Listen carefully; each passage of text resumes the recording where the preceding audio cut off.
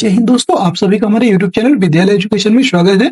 मैं सचिन आज आप सभी के लिए बीपीएससी तैयारी 3.0 जो होने वाली है उसके लिए जो है आज हम पॉलिटी के महत्वपूर्ण क्वेश्चन करने वाले हैं। ये जो पॉलिटी के क्वेश्चन होंगे आपके जिनका भी जो है पॉलिटी सब्जेक्ट है उनके लिए भी इम्पोर्टेंट होगा 6 to 8 में, और जिनका जो है जो सिर्फ 40 नंबर एसएसटी की तैयारी कर रहे हैं जीएस की, उनके लिए भी जो है पॉलिटी के ये जो है क्वेश्चन महत्वपूर्ण होंगे। और आज का हमारा टॉपिक है भारत का संवैधानिक विकास। यहाँ से जो है बार बार भर भर के क्वेश्चन पूछे जाते हैं। कॉन्स्टिट्यूशनल डेवलपमेंट ऑफ इंडिया, यहाँ से जो है कई बार क्वेश्चन देखिएगा, यहाँ से भी लास्ट टाइम डायरेक्ट क्वेश्चन पूछे गए हैं। तो चलिए शुरू करते हैं आज के इस क्लास में। जिनका भी सब पॉलिटी सब्जेक्ट है और जीएस का जो भी तैयारी कर रहे हैं, जीएस के जो 40 नंबर के क्वेश्चन की तैयारी कर रहे हैं उन सभी के लिए है, दोबारा से बता दे रहे हैं।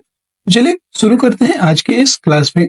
आपका पहला क्वेश्चन है, देख सकते हैं, the supreme court at fort William in Calcutta was established by which act, अर्थात किस अधिनियम के द्वारा कलकत्ता में फोर्ट विलियम में उच्चतम न्यायालय की स्थापना हुई थी, ये बताना है। तो ये जो है रेगुलेटिंग एक्ट 1773 से हुई थी, ये ऑप्शन इसका करेक्ट हो जाएगा। जो रेगुलेटिंग एक्ट 1773 है, इसी के द्वारा जो है कलकत्ता में फोर्ट विलियम की स्थापना हुई थी। रेगुलेटिंग एक्ट 1773 का भारत के संवैधानिक इतिहास में विशेष महत्व है, क्योंकि यह भारत में कंपनी के प्रशासन पर ब्रिटिश संसदीय नियंत्रण के प्रयासों की शुरुआत थी। 1773 के रेगुलेटिंग एक्ट में भारत में कंपनी के शासन के लिए पहली बार एक लिखित संविधान प्रस्तुत किया गया है।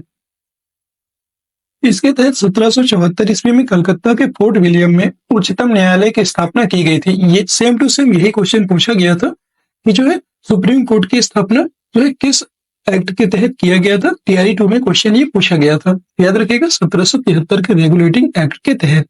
इसके प्रथम मुख्य न्यायाधीश कौन थे? एलिजा एम्पे। और जबकि अन्य न्यायाधीशों में चैम्बर्स, लिमेस्टर और हाइड, 3 अन्य न्यायाधीश थे, चैम्बर्स, लिमेस्टर और हाइड। ध्यान रहे कि यह देश का सर्वोच्च न्यायालय नहीं था, क्योंकि इस न्यायालय के फैसले के विरुद्ध लंदन स्थित प्रीवी काउंसिल में अपील की जा सकती थी। बाद में भारत शासन अधिनियम 1935 के द्वारा इसे संघीय फेडरल न्यायालय की स्थापना की गई। अगला क्वेश्चन है क्वेश्चन नंबर 2। इस अधिनियम के द्वारा कलकत्ता में सुप्रीम कोर्ट की स्थापना की गई थी। तो अभी जस्ट बताया रेगुलेटिंग एक्ट 1773, और सेम टू सेम ये क्वेश्चन पूछा गया था बीपीएससी टीआरई 2 में। देख सकते हैं ये जो क्वेश्चन है सारे मिक्स क्वेश्चन है टीआरई 1 और टीआरई 2 के। जो है परेशान मत होइएगा, यही क्वेश्चन बार बार पूछे जाते हैं। नेक्स्ट क्वेश्चन है क्वेश्चन नंबर 3। ब्रिटिश सरकार के किस अधिवेशन ने सबसे पहली बार भारत में शिक्षा के लिए 1 लाख रुपए दिए थे? वेरी इंपॉर्टेंट क्वेश्चन है। ये ऐसे क्वेश्चन है जो बार बार रिपीटेड क्वेश्चन है और बार बार पूछे जाने वाले क्वेश्चन है जो इंपॉर्टेंट क्वेश्चन होते हैं। और इसमें जो है आपको देखने को मिलेगा कि जो है इसका जो राइट आंसर हो जाएगा वो हो जाएगा चार्टर अधिनियम 1813। जो चार्टर एक्ट 1813 है, इसी के द्वारा जो है शिक्षा के लिए 1 लाख रुपए पहली बार दिया गया था। याद रखिएगा, बी ऑप्शन करेक्ट हो जाएगा। 1813 के चार्टर एक्ट में गवर्नर जनरल को यह अधिकार दिया गया कि वह 1 लाख रुपए भारतीय साहित्य के पुनरुत्थान और स्थानीय विद्वानों को प्रोत्साहन देने के लिए तथा विज्ञान की उन्नति के लिए खर्च करे। इस अधिनियम के अन्य प्रावधान भी सम्मिलित थे, जैसे कंपनी का अधिकार 20 वर्ष के लिए पुनः बढ़ा दिया गया था। ये पहला प्रावधान था। अगला है 3 प्रावधान इसमें थे। कंपनी का भारतीय व्यापार पर एकाधिकार समाप्त हो गया, और यद्यपि यह चाय और चीन के साथ व्यापार पर एकाधिकार बना रहा। तीसरा था ईसाई मिशनरियों को भारत में धर्म प्रचार करने एवं बसने की अनुमति मिल गई थी। अगला क्वेश्चन है क्वेश्चन नंबर 4। इस अधिनियम ने पहली बार भारतवासियों को अपने देश के प्रशासन में कुछ हिस्सा लेना संभव बनाया। वेरी इंपॉर्टेंट क्वेश्चन है। ये जो है चार्टर एक्ट 1833 का जो चार्टर एक्ट था, इसी अधिनियम के तहत जो है पहली बार जो भारतवासी थे उनको अपने देश के प्रशासन में कुछ हिस्सा लेने के लिए संभव बनाया गया। भारतवासियों को सर्वप्रथम देश के प्रशासन में कुछ हिस्सा लेना 1833 के अधिनियम से जो है संभव हुआ था। भारत में अंग्रेजी राज के दौरान संविधान निर्माण के प्रथम संकेत 1833 के चार्टर एक्ट में ही मिलते हैं। 1833 के अधिनियम द्वारा कंपनी के भारत में व्यापार से संबंधित अधिकार पत्र को आगामी 20 वर्षों के लिए बढ़ा दिया गया है, और उसे ब्रिटिश क्राउन की ओर से भारत को न्यास ट्रस्ट के रूप में अपने नियंत्रण में रखने तथा प्रशासन करने की अनुमति दे दी गई है। कंपनी के व्यापारिक अधिकार समाप्त कर दिए गए और उसे भविष्य में केवल राजनीतिक कार्य ही करने थे। अगले क्वेश्चन है क्वेश्चन नंबर 5। मार्ले मिंटो सुधार 1909 का प्रमुख प्रावधान कौन सा नहीं है? ये याद रखिएगा, इंपॉर्टेंट, ये सारे क्वेश्चन आपके लिए इंपॉर्टेंट है, ठीक है। जो मार्ले मिंटो सुधार है इसका कौन सा प्रावधान नहीं है ये बताना है। ये जो है इसमें विधान परिषदों के आकार में वृद्धि हुई थी, ये एकदम सही है इसका। फिर है आपका केंद्रीय विधान परिषदों में सरकारी बहुमत, ये भी सही है इसका। फिर है आपका सांप्रदायिक और पृथक निर्वाचन पद्धति, ये तो यही तो मेन था इसका जो है, ये भी सही है। और केंद्रीय विधान परिषद में निर्वाचित सदस्यों को स्थान नहीं, ये गलत है, ये जो है इसका गलत हो जाएगा, डी ऑप्शन, इसमें इसका प्रावधान नहीं था। माल्य मिंटो सुधार 1909 के अंतर्गत केंद्रीय विधान परिषद में निर्वाचित सदस्यों को स्थान प्राप्त था, जिनकी संख्या बढ़ाकर 60 कर दी गई थी।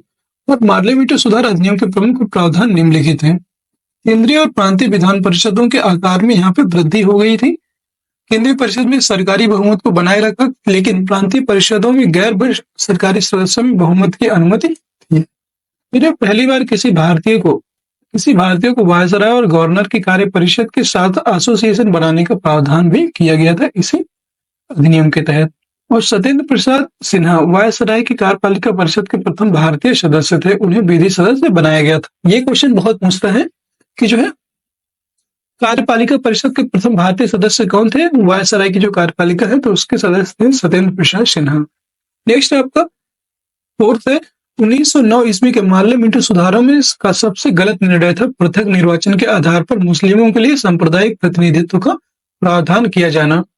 और ये जो सांप्रदायिक प्रतिनिधित्व का प्रावधान है, इसी के तहत याद रखिएगा, इसी के द्वारा ही ये जो सांप्रदायिक प्रतिनिधित्व का प्रावधान है, ये जो है जो भारत और पाकिस्तान का जो विभाजन है ना, उसकी मेन जड़ इसी को कहा जाता है, ये भी आप याद रखिएगा। यहीं से जो है दोनों में फूट पड़ती है, मुस्लिम लीग और जो है कांग्रेस के मध्य। इसीलिए जो है इसे भारत और पाकिस्तान के मध्य बंटवारे का मुख्य कारण भी इसी को माना जाता है, यही इसकी उपज थी अलग होने की। और लॉर्ड मिंटो को भारत में सांप्रदायिक निर्वाचन के जनक रूप में जाना जाता है। अगला क्वेश्चन है क्वेश्चन नंबर 6। क्वेश्चन नंबर 6 में केंद्र में कौन सा एक्ट द्विसदनीय विधायिका लाया? केंद्र में कौन सा एक्ट? तो केंद्र में लाने वाला कौन सा था? वो था आपका 1919 का एक्ट, ये ऑप्शन राइट हो जाएगा। 1919 के भारत शासन अधिनियम के द्वारा केंद्र में द्विसदनीय विधायिका की व्यवस्था की गई। प्रथम राज्य परिषद तो दूसरी केंद्रीय विधानसभा।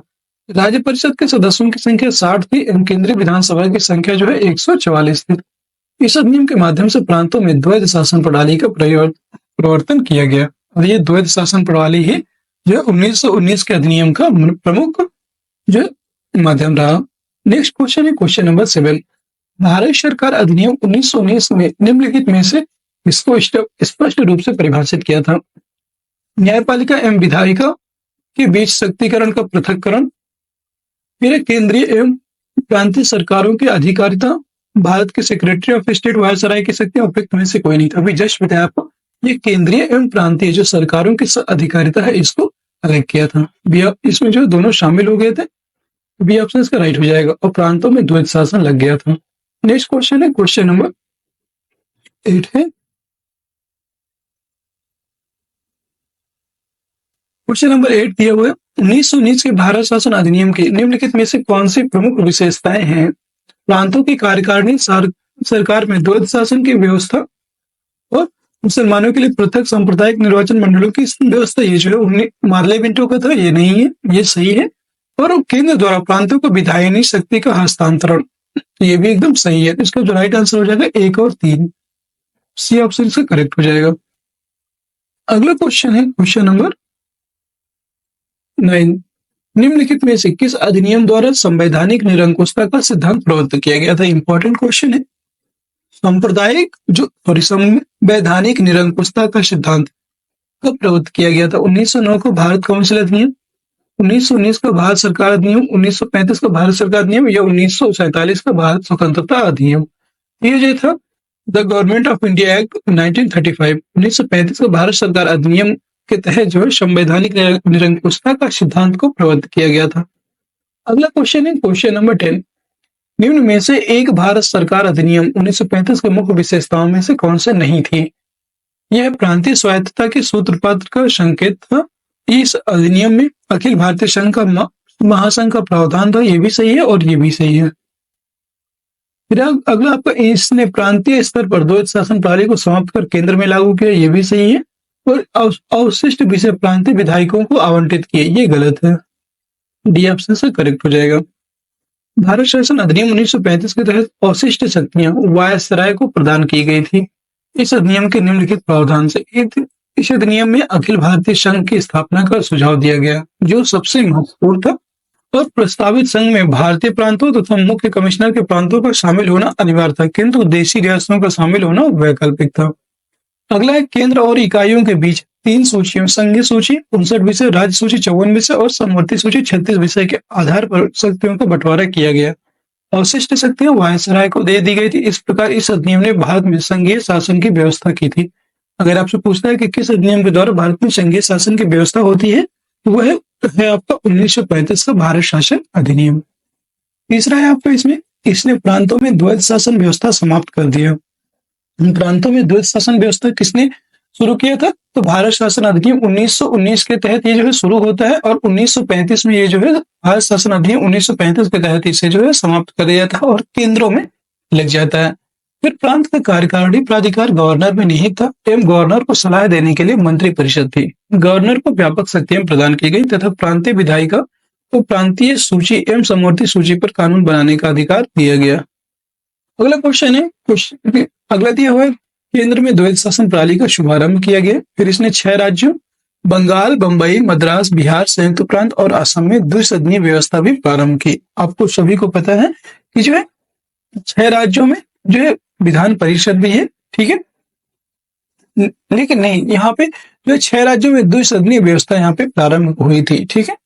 इसको और इसमें जो है क्या क्या प्रावधान है, तो इसके अंतर्गत देश की मुद्रा और साख पर नियंत्रण के लिए भारतीय रिजर्व बैंक की स्थापना की गई। 1935 के एक्ट के द्वारा ही जो है यहाँ पे आरबीआई पर मुद्रा और साख नियंत्रण के लिए आरबीआई की स्थापना की गई थी। फिर अगला है, इसने न केवल संघीय लोक सेवा आयोग की स्थापना की, बल्कि प्रांतीय लोक सेवा आयोग जो यूपीएससी के साथ साथ स्टेट पीएससी की भी जो है इसने स्थापना की, और 2 या अधिक राज्यों के लिए संयुक्त लोक सेवा आयोग की स्थापना भी की थी।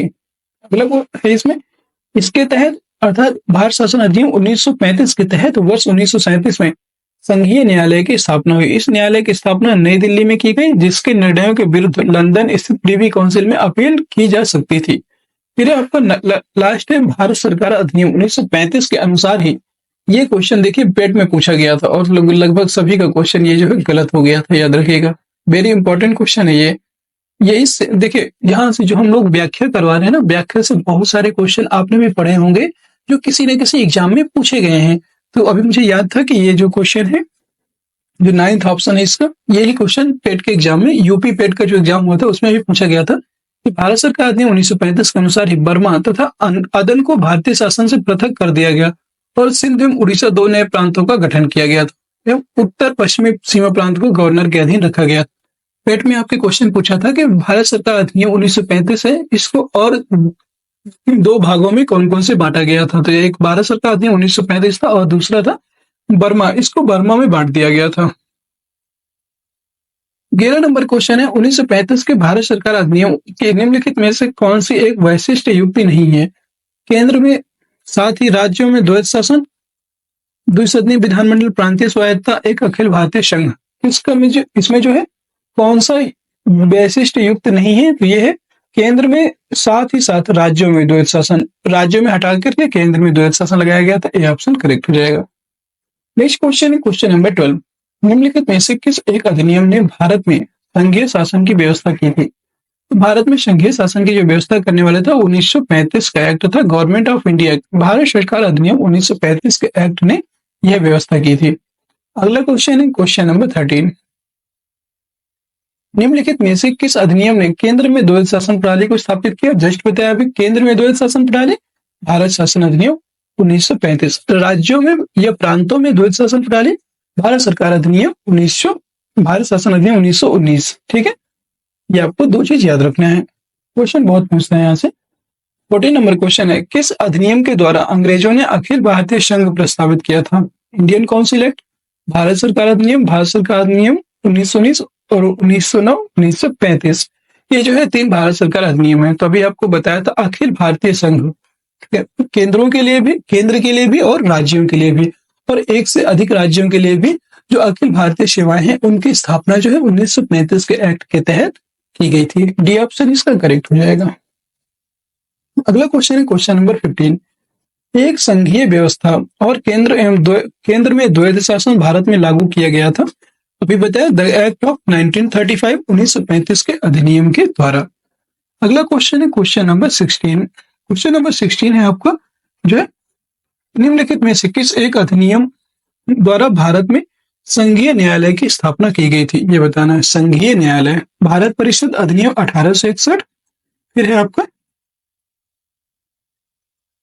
गवर्नमेंट ऑफ इंडिया एक्ट 1909, 1919, या उपयुक्त में से कोई नहीं। तो ये जो है नन ऑफ दीज, उपयुक्त में से कोई नहीं, क्योंकि इसका जो संघीय ढांचा है ये 1935 के एक्ट के द्वारा शुरू किया गया था, याद रखिएगा। तो दोस्तों अगर क्लास पसंद आ रही हो सभी लोग जो है क्लास को एक बार लाइक कर दीजिए, शेयर कर दीजिए, और अपने सभी मित्रों को एक बार सब्सक्राइब करने के लिए भी बोलिए कि चैनल को सब्सक्राइब अवश्य कर ले, और सभी मित्रों में शेयर जरूर कर दीजिए, ठीक है दोस्तों।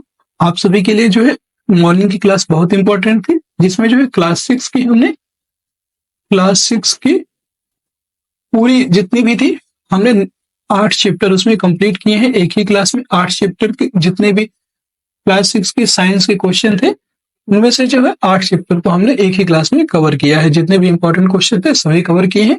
कल की क्लास में जो है 9, 10, 11, 12 जितने भी चैप्टर बाकी हैं वो क्लास कंप्लीट करेंगे, और वो क्लास आपके लिए बहुत इंपॉर्टेंट है। क्लास एग्जाम के पहले वो क्लास जरूर देखिएगा, और जिससे कि आपका जो है थोड़ा सा कॉन्फिडेंस बिल्डअप होगा, कॉन्फिडेंस आएगा कि आप जो है हाँ ऐसे क्वेश्चन कर सकते हैं। वो सभी क्वेश्चन जो है दृष्टि पब्लिकेशन की बुक से किए करवाए गए हैं। तो अगर आपके पास दृष्टि पब्लिकेशन की बुक हो तो आप जो है उससे भी पढ़ सकते हैं, ठीक है। नेक्स्ट क्वेश्चन है क्वेश्चन नंबर 17। भारत सरकार अधिनियम के अधीन एक संरक्षक न्यायालय का गठन किया गया जो कहलाता था प्रीवी काउंसिल, उच्चतम न्यायालय, उच्च न्यायालय या संघीय न्यायालय। इसका जो है राइट आंसर हो जाएगा संघीय न्यायालय। फेडरल कोड भारत सरकार अधिनियम के तहत अधीन एक संरक्षक न्यायालय का गठन किया गया था, और ये कौन से भारत सरकार अधिनियम, कौन सा अधिनियम था? 1935 का भारत सरकार अधिनियम, इसके द्वारा इसको शुरू किया गया था। Question number 18। निम्नलिखित अधिनियमों में से किस अधिनियम के फलस्वरूप बर्मा भारत से अलग हुआ था? देखिए यही क्वेश्चन अभी पूछा गया था और इसमें आ भी गया। Government of India act 1935, C option से करेक्ट हो जाएगा। देखिए अगर आपको एक चीज की व्याख्या करवा देते हैं ना, उसी से रिलेटेड कितने भी क्वेश्चन बनेंगे आपसे बन जाएंगे, वो क्वेश्चन चाहे कहीं का भी हो। बहुत लोग होंगे जो नीचे आईएएस, यूपीपीसीएस, जीएस ये सब देख रहे होंगे, बट उससे मत ध्यान दीजिएगा। जीएस के क्वेश्चन है कहीं भी पूछ सकता है, और फिर जीएस के छोड़िए ये सब को जो है पॉलिटी के क्वेश्चन है, और जो पॉलिटी जहां भी आपकी पूछी जाती है तो ये नहीं कहेंगे कि हम यहाँ पे नहीं आएगी। अब पॉलिटी का एक दायरा है, और संवैधानिक विकास से हमेशा क्वेश्चन 2-3 क्वेश्चन संवैधानिक विकास से पूछा ही जाता है, ठीक है। और कोशिश करेंगे कि टीआरई 2 के जितने भी टीआरई 2 में जितने भी पॉलिटी के क्वेश्चन करवाए गए हैं, 40 क्वेश्चन पूछे गए हैं वो ले आए। फिर जितने भी ज्योग्राफी के क्वेश्चन है वो करवा दे। ये सारे जितने भी पूछे गए हैं टीआरई 2 में अलग अलग सेक्शन वाइज वो भी आपके करवा देंगे, ठीक है। कोशिश करेंगे कि आज ही उनकी क्लास लेकर आए, ठीक है।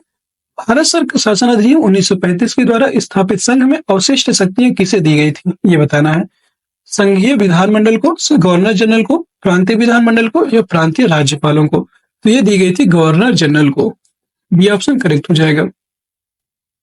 नेक्स्ट क्वेश्चन है आपका, भारत शासन अधिनियम 1935 में 3 सूचियों का प्रावधान किया गया: संघ सूची, राज्य सूची तथा समवर्ती सूची। जिन विषयों का उल्लेख किसी भी सूची में नहीं होता उसे हम अवशिष्ट विषय कहा गया, और अवशिष्ट विषयों पर प्रांतीय गवर्नर जनरल को कानून बनाने के अधिकार प्राप्त था। यहीं से क्वेश्चन पूछा जाता है कि जो अवशिष्ट शक्तियां हैं उस पर जो है कानून बनाने का अधिकार किसको प्राप्त हुआ था? वो जो है दिया गया था गवर्नर को, ठीक है। नेक्स्ट है आपका जो है 1935 के भारत शासन अधिनियम द्वारा केंद्र और प्रांतों के मध्य शक्तियों का वितरण संघ सूची, प्रांत सूची और समवर्ती सूची में किया गया था। समवर्ती सूची के विषय पर केंद्र एवं राज्य के मध्य मत भिन्नता होने की स्थिति में संघ को प्राथमिकता प्रदान की गई, जो कि वर्तमान संविधान में भी मान्य है।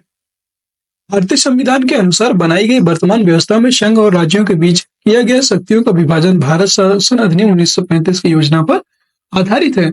अगर आपसे तो यहीं से एक क्वेश्चन बनता है कि अगर आपसे पूछता है कि जो है भारत में जो वर्तमान व्यवस्था है, इसमें जो है संघ और राज्यों के बीच जो शक्तियों का विभाजन है, शक्तियों का बंटवारा है, ये कौन से अधिनियम के तहत किया गया है? तो ये जो है भारत शासन अधिनियम 1935 के तहत इसको जो है किया गया है, इसका बंटवारा। ठीक है, अगला क्वेश्चन, क्वेश्चन नंबर 20।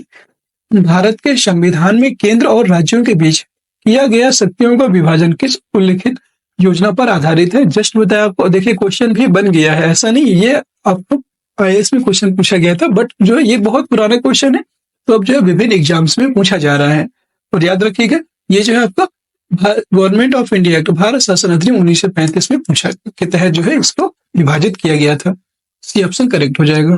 अगला है 21। निम्नांकित में से कौन सा एक भारत शासन अधिनियम 1935 में स्वीकार किया हुआ महत्वपूर्ण और स्थायी अवयव नहीं है? देश के लिए लिखित संविधान, ये इसका कोई भी संबंध नहीं है। फिर विधानमंडल के निर्वाचित एवं जवाबदेह प्रतिनिधि, ये है इसका संबंध। एक संघ की योजना पर विचार, ये भी सही है। और इसमें विधानमंडल के लिए सरकारी सदस्यों का समावेशित किया जाना, तो ये भी सही है।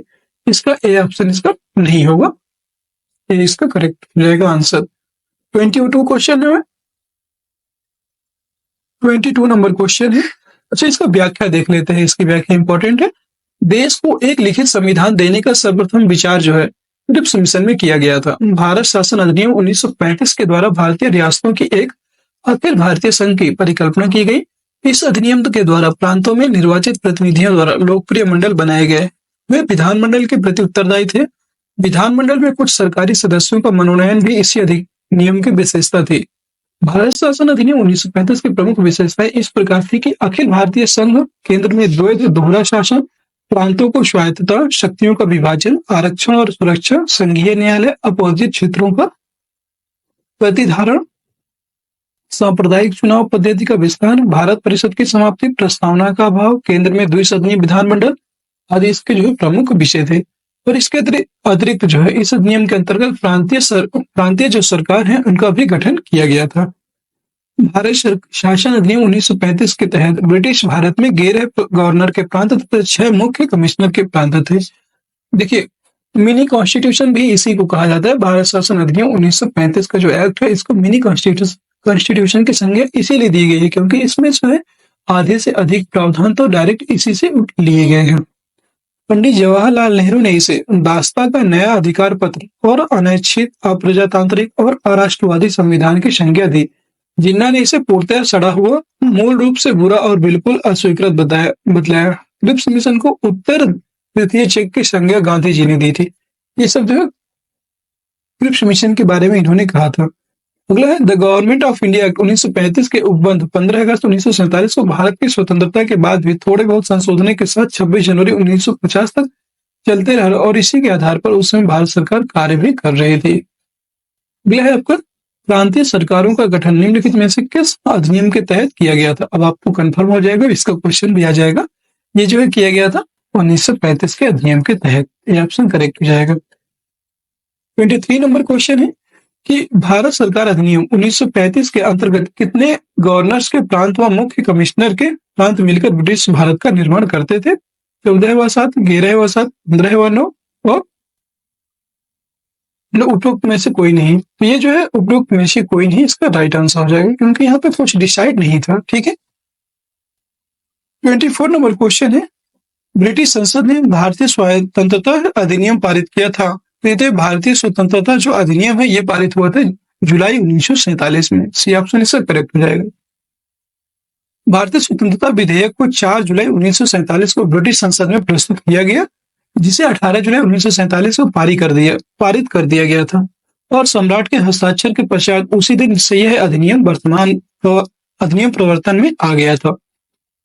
भारतीय स्वतंत्रता अधिनियम 1947 में यह नहीं कहा गया था कि देशी रियासतों में लोकतांत्रिक संस्थाओं को लागू किया जाएगा। भारतीय स्वतंत्रता अधिनियम 1947 के अंतर्गत मुख्य बातें निम्नलिखित थी।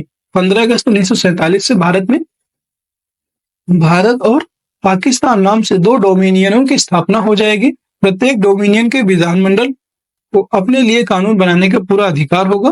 15 अगस्त 1947 के बाद ब्रिटिश संसद द्वारा पारित कोई भी अधिनियम किसी भी डोमिनियन में वैध नहीं होगा और ब्रिटिश सम्राट का अधिराजत्व भारत में समाप्त हो जाएगा तथा उसका किसी प्रतीक या उपाधि में प्रयोग नहीं होगा।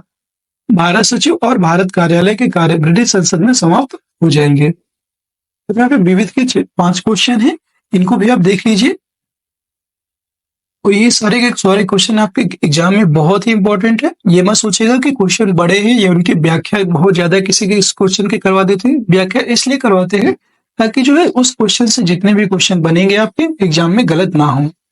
और उद्देश्य यही है कि आपका एग्जाम निकल जाए, आप चाहे थोड़ा सा पढ़े या ज्यादा पढ़े, ठीक है। और हम लोग जो है कम से कम पॉलिटी के अब आज से स्टार्ट हो गया है और ज्यादा से ज्यादा 10 दिन बचे हैं। याद रखिएगा 10 दिन आपके पास है और 10 दिन में हम लोग कम से कम जो है 2000 क्वेश्चन सॉल्व करेंगे, सिर्फ और सिर्फ पॉलिटी के। याद रखिएगा ये जो है आज तो स्टार्टिंग है, देख लीजिएगा एग्जाम तक आपके 2000 से ज्यादा ही ज्यादा क्वेश्चन हम लोग सॉल्व करेंगे, ओनली और ओनली पॉलिटी के क्वेश्चन। याद रखिएगा तो यहाँ से आपकी जो है आज से पॉलिटी का स्टार्ट कंटिन्यू होगी। निम्न घटनाओं को कालानुक्रम में व्यवस्थित कीजिए और नीचे दिए गए कूटों में सही उत्तर चुनिए। महाराजा हरि सिंह ने विलय पत्र पर हस्ताक्षर किए, एकदम सही। फिर भारत का संविधान लागू हुआ, ये भी सही है, ठीक है। अच्छा, इसमें बताना है कि कालानुक्रम में बताना है। फिर जम्मू कश्मीर की प्रभुत्व संपन्न संविधान सभा ने भारत में विलय को अनुमोदित किया। फिर जम्मू तथा कश्मीर राज्य का नया संविधान लागू हुआ। तो सबसे पहले जो है महाराजा हरि सिंह ने जो है हस्ताक्षर किए। फिर इसके बाद जो है ये भारत में विलय को अनुमोदित किया। फिर इसके बाद कश्मीर का पहला, तीसरा, चौथा, दूसरा, ऐसे इसका होना चाहिए। पहला, तीसरा, चौथा, दूसरा, पहला, दूसरा, तीसरा, चौथा। ये सी ऑप्शन इसका सही माना गया है, देखिएगा सी ऑप्शन इसका करेक्ट हो जाएगा। कश्मीर के महाराजा हरि सिंह ने 26 अक्टूबर 1947 की रात कश्मीर को भारत में विलय करने का फैसला लिया सबसे पहले। फिर इसके बाद और विलय पत्र पर हस्ताक्षर किए। तब से कश्मीर भारत का हिस्सा बन चुका है। भारत का संविधान 26 जनवरी 1950 को लागू होता है। इसके बाद फिर भारतीय संविधान के लागू होने के बाद ही जो है जम्मू कश्मीर की प्रभुत्व संपन्न संविधान सभा ने भारत में विलय को अनुमोदित किया। जम्मू कश्मीर का संविधान 26 जनवरी 1947 को लागू किया गया और याद रखिए 26 जनवरी 1957 को लागू किया गया था ये। और 6 अगस्त 2019 को संसद की संस्तुति से राष्ट्रपति रामनाथ कोविंद द्वारा अनुच्छेद 370 के तहत प्रदत्त जम्मू कश्मीर की विशेष स्थिति को समाप्त भी कर दिया गया, इसलिए ये लास्ट हो जाएगा। इस प्रकार जम्मू कश्मीर के लिए अलग संविधान की व्यवस्था समाप्त हो गई है। जम्मू कश्मीर पुनर्गठन अधिनियम 2019 के अनुसार जम्मू कश्मीर का विभाजन कर इसे जम्मू और कश्मीर संघ राज्य क्षेत्र तथा लद्दाख संघ राज्य क्षेत्र के रूप में बना दिया गया है, जो कि 31 अक्टूबर 2019 से प्रभावी हो गया है। नेक्स्ट क्वेश्चन है क्वेश्चन नंबर 26। भारत के प्रथम भारतीय गवर्नर जनरल कौन थे? Mountbatten, Shri Rajagopalachari, doctor Rajendra Prasad, Sardar Vallabh Bhai Patel. तो वो थे Shri Rajagopalachari, B option correct हो जाएगा। भारत स्वतंत्र भारत के प्रथम, यहाँ पे जो है ये इंपॉर्टेंट सारे पॉइंट इंपॉर्टेंट है। स्वतंत्र भारत के प्रथम गवर्नर जनरल थे लॉर्ड माउंटबेटन। स्वतंत्र भारत के अंतिम ब्रिटिश गवर्नर जनरल कौन थे? वो भी लॉर्ड माउंटबेटन थे। और स्वतंत्र भारत के प्रथम भारतीय गवर्नर जनरल कौन थे? श्री राजगोपालाचारी, 1948 से लेकर 1950 तक रहे। स्वतंत्र भारत के अंतिम भारतीय गवर्नर जनरल भी कौन थे? श्री राजगोपालाचारी, जो पहले थे वही अंतिम होंगे। इसके बाद फिर जो है इसके पश्चात गवर्नर जनरल का पद समाप्त करके डॉक्टर राजेंद्र प्रसाद को भारत का प्रथम राष्ट्रपति नियुक्त किया गया। ठीक है, अगला क्वेश्चन है 27। निम्नलिखित में से कौन सा एक सही है? भारतीय संविधान में मूल अधिकारों को शामिल करने के लिए नेहरू रिपोर्ट 1928 ने समर्थन किया था और भारत सरकार ने 1935 ने मूल अधिकारों को प्रश्रय दिया। फिर आपको अगस्त प्रस्ताव 1940 ने मूल अधिकार शामिल किए गए या क्रिप्स मिशन 1942 ने मूल अधिकारों को प्रश्रय दिया था। तो याद रखिएगा जो नेहरू जी थे भारतीय संविधान में मूल जो अधिकार हैं उनको शामिल करने के लिए नेहरू रिपोर्ट 1928 में समर्थन किया था, यही इसका राइट हो जाएगा। नेक्स्ट क्वेश्चन है क्वेश्चन नंबर 28। क्वेश्चन नंबर 28 है सूची 1 को सूची 2 से सम्मिलित कीजिए तथा सूचियों के नीचे दिए गए कोड का प्रयोग करके सही उत्तर का चयन कीजिए। भारत परिषद अधिनियम 1909, ये जो है 1909 लॉर्ड मार्ले मिंटो था, याद रखिएगा। तो इसका संबंध किससे था? लॉर्ड मिंटो से। ए का 3 हो जाएगा। फिर आपको भारत शासन अधिनियम 1935, तो द्विशासन पद्धति का आरंभ 1916, प्रांतीय स्वायत्तता, तो ये जो है इसका संबंध था प्रांतीय स्वायत्तता से। फिर लखनऊ समझौता 1916 में हुआ था, और भारत शासन अधिनियम 1919, ये जो है द्विशासन पद्धति का आरंभ, ये जो है D1 हो जाएगा। इसका जो राइट आंसर हो जाएगा 3421, 3421, तो इसका जो है राइट आंसर हो जाएगा A3, ये डी ऑप्शन इसका सही हो जाएगा। नेक्स्ट है आपको तो 29 नंबर क्वेश्चन है, भारतीय संविधान के अंतर्गत प्रथम आम चुनाव किस वर्ष हुए थे? तो ये जो है हुए थे आपके प्रथम आम चुनाव 1953 में हुए थे, डी ऑप्शन करेक्ट हो जाएगा। प्रथम लोकसभा का चुनाव 25 अक्टूबर 1951 से लेकर 21 फरवरी 1952 तक चला था, और यह चुनाव कुल 489 सीटों के लिए हुआ था, जिसमें से कांग्रेस को कुल 364 सीटें हासिल हुई, और प्रथम लोकसभा का पहला अधिवेशन 13 मई 1952 को हुआ था। अगला है आपका क्वेश्चन नंबर 30, और आज की क्लास का हमारा ये अंतिम क्वेश्चन होगा, जो है सूची 1 को सूची 2 के साथ सम्मिलित करें तथा नीचे दिए गए कोडों से सही उत्तर का चयन करें। सूची 1 और सूची 2। भारत शासन अधिनियम, भारत शासन अधिनियम आपका ये जो है 1935, क्रिप्स प्रस्ताव 1942, फिर अगस्त प्रस्ताव 1940, और वेवेल योजना 1945। तो इस तरह से A1 फिर B4, A1 B4 C2, A option इसका सही हो जाएगा। क्रिप्स देखिए, भारत शासन अधिनियम 1935, क्रिप्स प्रस्ताव 1942, अगस्त प्रस्ताव 1940, वेवेल योजना 1945। और दोस्तों आज की क्लास आपकी यहीं पे समाप्त होती है। कैसी लगी आज की क्लास कमेंट बॉक्स में जरूर बताइएगा। क्लास पसंद आई है तो क्लास को लाइक कर दीजिए सभी लोग, एक बार क्लास को लाइक कर दीजिए, शेयर कर दीजिए सभी मित्र, और चैनल में नए हैं तो चैनल को सब्सक्राइब अवश्य कर लीजिएगा, जिससे कि आगे आने वाली वीडियोज की नोटिफिकेशन आप सभी को मिल जाए। और दोस्तों आप सभी हमारे जो है ऑफिशियल टेलीग्राम चैनल, जो टेलीग्राम चैनल है उससे जुड़ जाइए, जिसका लिंक आपको वीडियो के डिस्क्रिप्शन में मिल जाएगा। और अगर आप हमसे व्हाट्सएप के थ्रू जुड़ना चाहते हैं तो आप हमसे व्हाट्सएप में भी जुड़ सकते हैं। व्हाट्सएप नंबर है 6386993102। यहाँ पे जुड़ करके आप हमसे जो है कोई भी आपका क्वेश्चन है उससे रिलेटेड जानकारी पा सकते हैं, और आपके अगर अदर कोई भी जो है क्वेरी है वो भी आपको मिल जाएगी, ठीक है। और एग्जाम से रिलेटेड किसी भी जानकारी के लिए जो है व्हाट्सएप कर सकते हैं, या तो आप हमारे टेलीग्राम ज्वाइन करके वहां पे भी पूछ सकते हैं, ठीक है। और मिलते हैं नेक्स्ट वीडियो में, तब तक के लिए जय हिंद, जय भारत। आप सभी स्वस्थ रहिएगा, मस्त रहिएगा, और ऐसे ही जो है सपोर्ट बनाए रखिएगा।